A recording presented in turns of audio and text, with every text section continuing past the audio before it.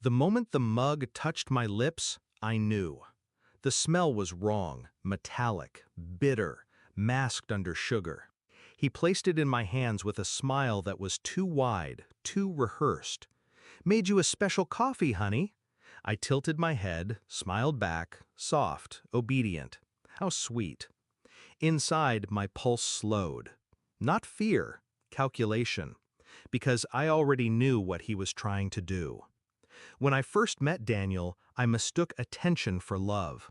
He brought flowers, whispered promises, convinced me I was chosen. His family welcomed me, at least on the surface, but beneath their smiles lurked poison. His sister, most of all. She mocked my clothes, my job, my silence. To her, I was weak, a guest in my own marriage. But weakness is just patience wearing a mask. Over the years, Daniel changed. The affection rotted into contempt.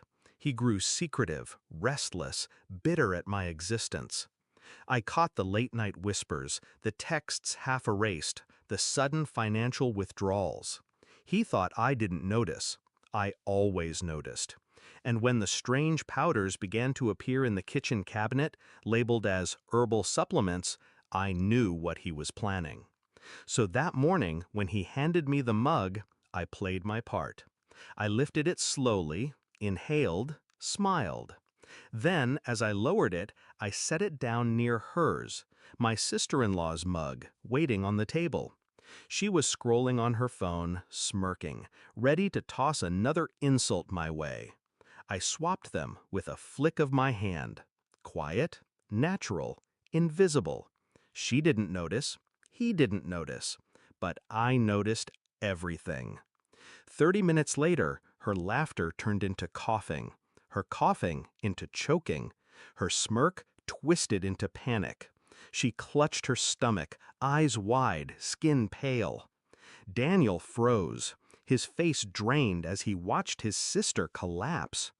And in that silence, I looked at him. I held his gaze. I let him know, without a word, that I knew. He broke first. His eyes darted from her to me, horror spilling across his face as the truth closed in. He hadn't just poisoned me, he had poisoned his own blood. The ambulance came, the house filled with chaos. I stayed calm, hands folded, face serene. I was the grieving sister-in-law, the shocked wife. No one questioned me. No one even thought to. But Daniel, he couldn't keep still. His voice cracked when he tried to explain. His hands shook when the paramedics asked simple questions.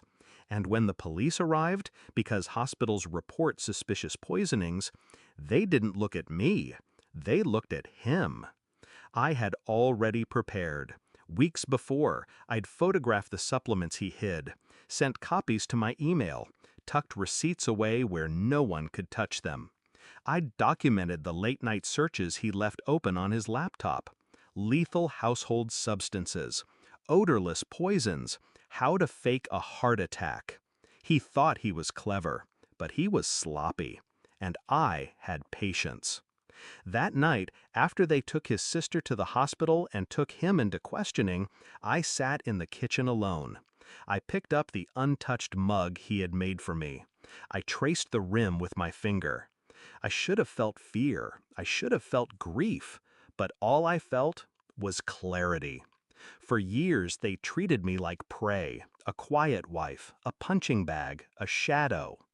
But prey that watches long enough learns every movement of the hunter.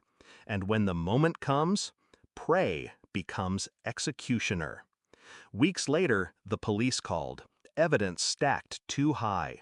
His fingerprints on the jar, his searches on record. His attempt to silence me turned into the rope that strangled him. His sister survived, though barely. She doesn't smirk anymore. She doesn't look at me at all. Maybe she sees me now for what I am. Not weak, not naive, but dangerous. Daniel sits behind bars, his life rotting in a cell. His special coffee never reached my lips. And mine? My life finally began the moment I set that mug down and smiled. People ask me sometimes, did I plan to swap the cups that morning? Was it instinct or strategy?